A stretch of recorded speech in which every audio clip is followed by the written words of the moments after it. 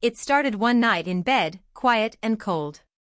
Emma turned her back to me after another half-hearted kiss goodnight and said softly, "I think we need a break from intimacy." Her tone was calm, rehearsed even. I remember staring at the ceiling, confused. "A break?" I asked, half laughing, thinking she was joking. But she wasn't smiling.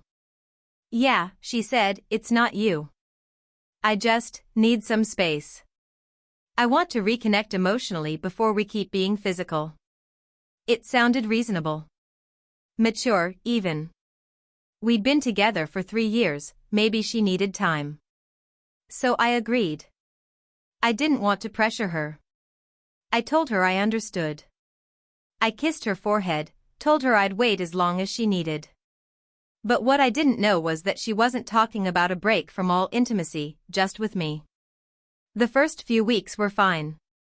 She was distant, yes, but she still said she loved me, still held my hand in public, still sent heart emojis when I texted. But at night, she'd stay up working late on her laptop, or she'd suddenly have girls' nights every weekend. Her phone was glued to her hand.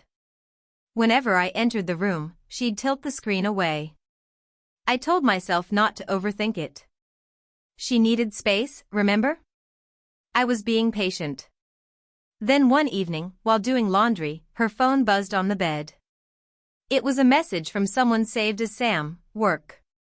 I glanced at it, not planning to snoop, but the preview froze me, can't stop thinking about last night. "Same time tomorrow?" My stomach dropped.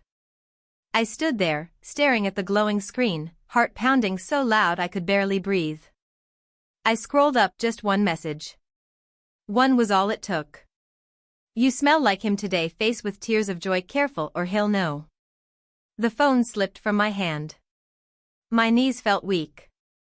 I sat down on the floor, staring at the carpet, trying to process what I'd just seen. She wasn't taking a break from intimacy. She was taking it elsewhere. That night, she came home smiling, humming a tune, her hair slightly messy like she'd been in the wind. "Hey," she said, kissing my cheek. "Sorry I'm late, traffic was crazy."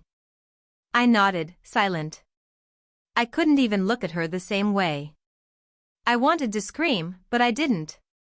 Instead, I watched her move around the kitchen, laughing at something on her phone, probably texting him. I didn't confront her right away. I needed proof, something she couldn't twist into "you're paranoid again."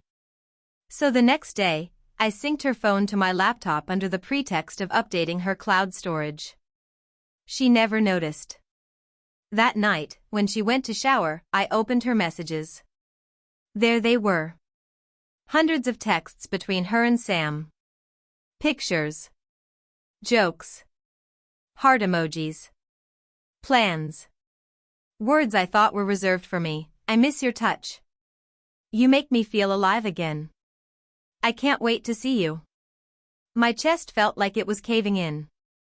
Every message was a stab, each one peeling away another layer of the love I thought we shared. When she came out of the bathroom, I closed the laptop and sat silently on the couch. "You okay?" she asked, wrapping a towel around her hair. "You look pale." I looked up at her and asked quietly, "How long have you been sleeping with Sam?" The color drained from her face. "What?" she stammered, eyes wide. "What are you talking about?" I turned the laptop toward her. "You said we needed a break from intimacy. You didn't mention it was only with me." She went still. Tears welled up, but I'd already seen enough lies to know they meant nothing. "I didn't plan this," she whispered. "It just happened. We were spending so much time together at work, Anne." I cut her off. "Stop. Don't say it just happened. You made choices. Every text, every night you stayed out late, every time you came home pretending to be tired, you chose this." She tried to touch my hand. I pulled away. "I thought we were healing," I said quietly. "I thought we were rebuilding something real. But while I was waiting for you, you were giving yourself to someone else." The silence that followed was the loudest sound I've ever heard. The next morning, I packed a bag. She cried, begged me to stay, said she made a mistake, that she still loved me. But love without loyalty is just noise. I left the key on the table and walked out. I didn't look back. Weeks later, she texted me, "You're really not coming back, are you?" I replied with one line, "You said you needed a break.